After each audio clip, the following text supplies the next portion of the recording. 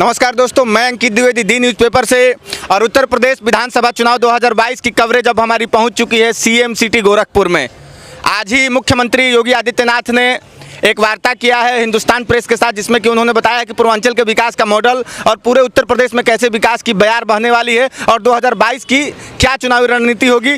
लेकिन इन सब के बीच हम गोरखपुर में आम जनता के बीच हैं और आम जनता का राय जानने का प्रयास करेंगे कि क्या 2022 में योगी जी फिर से काबिज होंगे या फिर अखिलेश यादव की वापसी होने वाली है। ओवैसी, मायावती और प्रियंका गांधी की किस प्रकार से भूमिका रहने वाली है, क्या कुछ होगी, हम जनता से जानेंगे। सबसे पहले सर, क्या देखते हैं 2022 विधानसभा चुनाव में किसका माहौल देख रहे हैं गोरखपुर में? हम तो गोरखपुर में क्या पूरे प्रदेश में बीजेपी का ही देख रहे हैं। और यहाँ जितने भी लोग हैं, अभी जहाँ तत्काल में हम लोग यहाँ खड़े हैं, अभी मुश्किल से 7 से 8 साल पहले यहाँ शाम को 5 बजे के बाद आता था। अगर कुछ घर वाले जान जाते थे तो उल्टा डांट पड़ने लगती थी। वहाँ कहाँ गए बंधवा सुनसनवा में। आज डेट में ये देखिए अपने, हाँ ये समझिए इस समय गोरखपुर का ये जूहू चौपाटी है। गोरखपुर का जो, हाँ यहाँ खड़े हैं। अभी पिछले 6 से 7 साल में हुआ केवल इतना विकास। अच्छा, आप देख रहे हैं कि उत्तर प्रदेश में एक तीसरी मोर्चा की बात हो रही थी। ओम प्रकाश राजभर और असदुद्दीन ओवैसी जो कि 20% मुस्लिम आबादी को लेकर तीसरे मोर्चा की बात कर रहे थे, और ओम प्रकाश राजभर अब प्रदेश अध्यक्ष स्वतंत्र देव सिंह के साथ मुलाकात करते हैं। किस प्रकार से देख रहे हैं? देखिए, इस सारे घटनाक्रम को सिर्फ एक बात में कह के ख़त्म करूंगा। हमेशा छोटी नदियां बड़ी नदियां में समाहित होती हैं। राजभर जी जिस राजनीतिक कोख से जन्म लिए थे, उसका विद्रोह करके वो कब तक अलग रास्ता तय कर सकते थे? फिर ओवैसी जी का क्या होगा? ओवैसी जी भी वही काम करेंगे जिससे राजनीतिक पटल से पैदा होकर आए हैं। क्या उनको भी भाजपा में गठबंधन में ला रहे हैं? आना ही आना है। ये ध्रुव कैसे मिलेंगे? क्यों नहीं मिलेंगे? कैसे मिला रहे हैं? शक्ति के सामने हर व्यक्ति झुकता है और नतमस्तक होता है। यह इस बात का प्रमाण है कि अभी चुनाव होने में 6 महीने बचे हैं। अभी राजभर जी आए, अभी और आगे आएंगे। अभी आपने नाम जिनका लिया ओवैसी जी, वो भी आएंगे ही। बी टीम नहीं बना रहे हैं? नहीं, हम नहीं बना रहे हैं। मैंने आपसे फिर से कहा कि जिस ट्यूबलाइट में रोशनी अधिक होती है, विद्यार्थी वहीं जाके पढ़ता है। अच्छा, एक और चीज़ देख रहे हैं कि जौहर यूनिवर्सिटी जो कि आजम खान साहब ने बनवाया था, उसके गेट को अवैध बना के तोड़ने की बात हो रही है और लगातार अभी उत्तर प्रदेश में विरोध हो रहा है। ठीक है, देखिए, अवैध का मूल्यांकन करना ये उस विभाग का काम होता है, न कि मुख्यमंत्री का काम होता है, न ही उत्तर प्रदेश सरकार का काम होता है। जिस विभाग को वो कार्य करने के लिए सौंपा गया होगा, वो उसकी जाँच कमेटी बना के रिपोर्ट देगी। अगर अवैध होगा तो ध्वस्त होना चाहिए। क्यों? जौहर यूनिवर्सिटी का गेट है ही ध्वस्त होना चाहिए। जो भी चीज़ अवैध है वो ध्वस्त हो रहे हैं। उसी क्रम में जौहर यूनिवर्सिटी का गेट भी ध्वस्त हो रहा है। ये मीडिया बंधु लोग इस चीज़ को दर्शा रहे हैं कि जौहर यूनिवर्सिटी का गेट है, इसको ध्वस्त नहीं होना चाहिए या ये ध्वस्त हो रहा है। अतिक्रमण के रूप में आने वाला हर एक ऐसा तत्व, हर एक ऐसा घटक जो आम जनमानस को प्रभावित करेगा, उसको ध्वस्त होना चाहिए। वो नदी हो, नाला हो, हमारा आपका अतिक्रमण किया गया कोई भवन हो, उसको ध्वस्त होना। उसी क्रम में जौहर यूनिवर्सिटी भी ध्वस्त हो रही है। या फिर ध्वस्त करने में और प्रॉपर्टी जब्त करने में योगी सरकार को कुछ मजा नहीं आ रहा है? नहीं, मजा की बात नहीं है, टेस्ट की बात है। आप बताइए, आप विद्यार्थी पढ़ के 75% डिक्टेंशन पाएगा। आप उस विद्यार्थी से पूछेंगे कि क्या आपको डिक्टेंशन पाने मजा आ रहा है? वो पढ़ रहा है तो पा रहा है, क्यों नहीं मजा आएगा? सड़क चौड़ीकरण हो रही है, जहाँ हम लोग खड़े हैं वही वो जगह है जहाँ से इंसेफ्लाइटिस पैदा होती थी।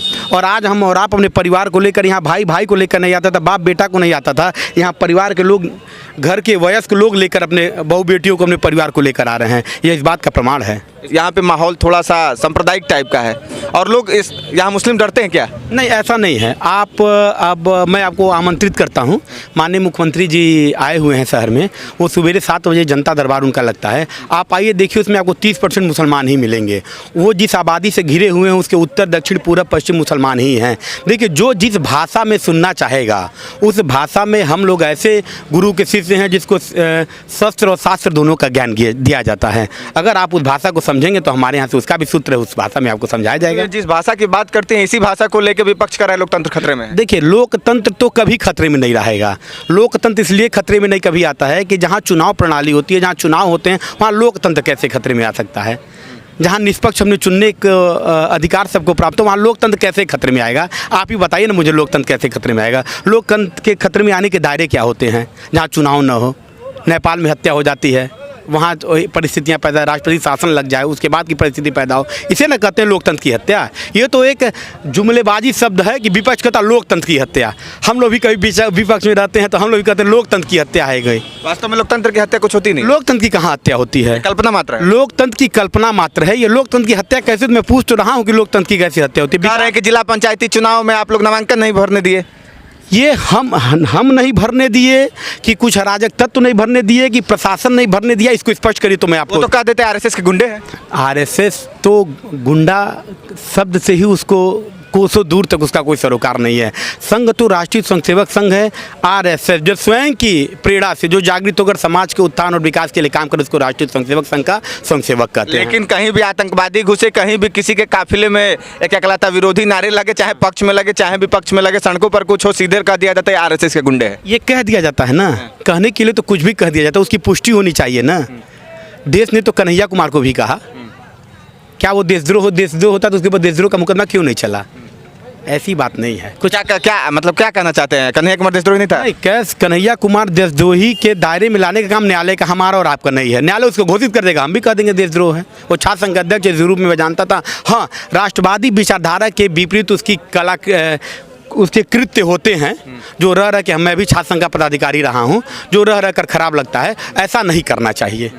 मगर ये कह देना मेरे जुबान से कि वो छात्र संघ के अध्यक्ष रहा है और वो देशद्रोह है, ये नहीं है। ये न्यायालय का काम है। जिस दिन न्यायालय घोषित कर देगा ये देशद्रोह है, हम भी मान लेंगे। सर, एक चीज़ और चीज़ देख रहे हैं कि योगी मॉडल को कहा जा रहा है कि हिंदुत्व का मॉडल है, और वैसे भी बार बार कह रहे हैं कि अल्लाह ताला हम इस बार बदल देंगे पूरी सरकार, नहीं तो इस्लाम खतरे में आ जाएगा, मुस्लिमों को रहने नहीं दिया जाएगा, जनसंख्या नियंत्रण कानून ला रहे हैं, 3 तलाक ला दिए, 370 हटा दिए। ये योगी उनके खतरे की घंटी है।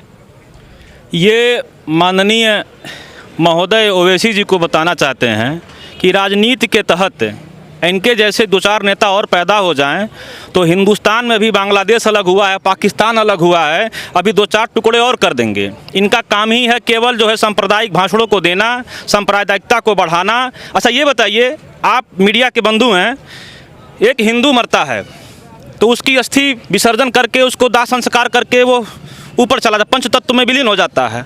और एक मुस्लिम भाई मरता है तो 6x3 लगभग 18 वर्ग फुट जो है ज़मीन जो है उसको दफनाने में लगती है।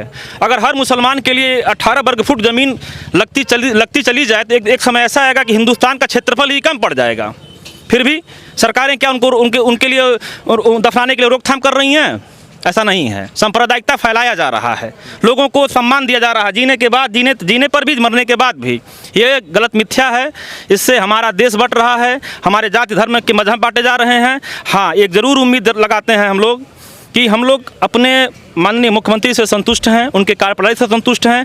लेकिन एक हर बच्चा, कहा जाता है कि जब तक बच्चा रोता नहीं है तब तक माँ भी उसको दूध नहीं पिलाती है। हम लोग एक चीज़ बस मांग करते हैं कि 1 नेशन 1 पेंशन, कि पूरे हिंदुस्तान में आज आपका पश्चिम बंगाल और केरल 2 राज्य ऐसे हैं जहाँ पे पुरानी पेंशन बहाल है, और पूरे देश में कहीं पुरानी पेंशन ख़त्म कर दी गई 2004 के बाद। उसी से हम लोग अपेक्षा करते हैं कि किसी को पुरानी पेंशन मिले तो सबको मिले, या ना मिले तो नई पेंशन सबको हो जाए, चाहे वो सांसद हों, चाहे वो विधायक हों, चाहे वो MLC हों। यानी कि 1 पेंशन 1 नेशन 1 पेंशन की मांग करते हैं, अपील करते हैं। और जब भी माननीय मुख्यमंत्री जी से हम लोगों की इस विषय पे कभी बात होगी तो हम लोग जरूर अनुनय विनय करके इस मांग को मनवाने का काम करेंगे। सुविधाओं की बात हो, सोच की बात हो, संरचना की बात हो, सब कुछ दिया जा रहा है, सब कुछ बताया जा रहा है, लेकिन बावजूद इसके लोग कह रहे हैं कि गाय और गोबर की सरकार है। बिल्कुल, मैं कहूँगा गाय की सरकार होनी चाहिए और गोबर की सरकार होनी चाहिए, क्योंकि गाय नहीं रहेगी तो दूध नहीं मिलेगा, गोबर नहीं रहेगी तो यूरिया खा करके जवानी में जो बच्चे अपनी आँख की रोशनी कम कर दे रहे हैं, अपने बाल पका दे रहे हैं, ये गाय और गोबर को दूर करने से ही हुआ है। और गाय और गोबर को जो मतलब स्वाभाविक रूप से उसको अनर्गल ले रहे हैं, वही कहता कि इल्ज़ाम आईने पे लगाना बेफजूल है, जरा गौर से देखे विपक्ष, उसके चेहरे पे ही धूल है। आज गाय को माता किस लिए कहा गया? क्योंकि वो आपकी जो सबसे खराब चीज़ पड़ी रहती है, घास फूस, उसको खा के जीवित रहती है, और आपको सबसे मजबूत दूध देती है, जो एक दूध पीने से इंसान जो है उसको भोजन की ज़रूरत नहीं पड़ती है। और वही गोबर जो कितना भी खराब से बंजर खेत हो, उसमें डाल दीजिए गोबर को, तो उस गोबर से वो खेत उपजाऊ बन जाता है। तो गाय और गोबर की ज़रूरत है इस हिंदुस्तान को, हिंदुस्तान की संस्कृति को। अगर विपक्ष इसको कहता है तो मैं इसको स्वागत करता हूँ कि इसी तरह से कहते रहो, और हम गाय और गोबर को अपनाते रहेंगे। गाय और गोबर को अपनाते रहेंगे, और इसी से इस्लाम खतरे में आ जा रहा है। इस्लाम किस लिए खतरे में आ जाएगा? क्या इस्लाम वाले गाय का दूध नहीं पीते हैं? क्या इस्लाम वाले गाय का गोबर डाला हुआ खेत का दाल चावल अनाज नहीं खाते हैं? अगर इस बात में मतभेद करें तो समझ में आए। क्या इस्लाम वाले आम नहीं खाते हैं? आम तो ऊपर से हरा है और अंदर से नारंगी है। और ना क्या संतरे को नहीं खा रहे हैं? रंगों को देख करके, वर्णों को देख करके अगर इंसान सोचना शुरू, यह केवल तथाकथित कुछ लोग ऐसे हैं जो हिंदुस्तान की एकता अखंडता को मिटाने के लिए साजिश करते हैं, उनको डूब मरना चाहिए।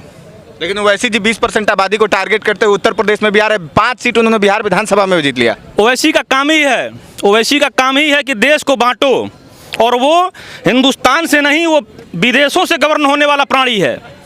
ऐसे प्राणी को न सुनना चाहिए, न उसकी बात को समझना चाहिए, ना ही उसकी बात को किसी को मानना चाहिए। और आप मीडिया से भी अनुरोध करते हैं, बंधुओं से अनुरोध करते हैं कि उनको बाइकआउट कीजिए। नौजवान आज शिक्षित हो चुका है, जागरूक हो चुका है, और इनके जैसे भड़काऊ भाषणों को देने वालों को अब इग्नोर करने लगा है, इनको इग्नोर करने लगा। बिल्कुल। माननीय प्रधानमंत्री का बैठक हुआ, उन्होंने सांसदों को भी कार्य बांट रहे हैं, सांसदों को भी कह रहे हैं कि आप लोग अपने कार्यों को देखें जिससे कि जन जन तक पहुंचे और उनके योजनाओं का लाभ भी उत्तर प्रदेश विधानसभा चुनाव में उसको मिले। तो आसपास के जो सांसद है या फिर संसदीय प्रणाली पे जो लोग कार्य कर रहे हैं, उनमें कैसे देखते हैं सांसदों के कार्य को? देखिए, इस सरकार में कुछ तो ऐसे माननीय सांसदगण हैं जो माननीय मुख्यमंत्री जी के साथ भी काम कर चुके हैं, पहले भी, इसके पहले भी सदन में वो माननीय मुख्यमंत्री जी के साथ वो काम कर चुके हैं। जैसे इधर से बहुत करीब, और बात करेंगे हम अयोध्या मानक बिंदु रहा है, अयोध्या के करीब और गोरखपुर से भी करीब और लखनऊ से भी करीब, तो नाम बृजभूषण सिंह जी का आता है, माननीय बृजभूषण सिंह से। दुर्भाग्य है कि मेरी उनसे मुलाकात तो नहीं है, मगर मैं उनके राजनीति करने की शैली को सलाम करता हूं, पसंद करता हूं। एक नेता को अपने समाज के प्रति जो उत्तरदायित्व होता है, उस उत्तरदायित्व का माननीय बृजभूषण सिंह पूरी निष्ठा और ईमानदारी से अपने दायित्व का निर्वहन करते हैं। इसी की देन है कि निरंतर चुनाव वो जीतते चले आते हैं। उनका पुरुषार्थ, उनका राजनीतिक कौशल इस बात का प्रमाण है कि वो समाज में बने रहने के लिए, अपने लोगों के लिए जीने मरने के लिए पूरी निष्ठा और ईमानदारी से अपने दायित्व का निर्वहन करते हुए काम करते हैं। लेकिन जो भी सांसदों को अभी कार्य, जितने भी सांसद हैं, उनको कहा गया है कि आप अपने कार्यों को करिए जिससे कि उत्तर प्रदेश विधानसभा चुनाव है उसमें लाभ मिले। तो क्या सभी सांसद उस मानक पर खरे उतर रहे कर रहे हैं? अभी तो उतरे हैं, मगर माननीय बृजभूषण सिंह जी, मुझे अपना, मेरा हम मानना है कि वो अपना जो अपना निर्णय, मेरा व्यक्तिगत निर्णय है, मैं किसी पर अपना निर्णय थोप नहीं सकता हूँ। मेरा अपना मानना है कि जो माननीय मुख्यमंत्री जी का या जो माननीय प्रधानमंत्री जी का जो निर्देश आ रहा है माननीय बृजभूषण सिंह जी, उसके पहले ही वो अपना काम वो कर चुके रहते हैं या करते रहते हैं।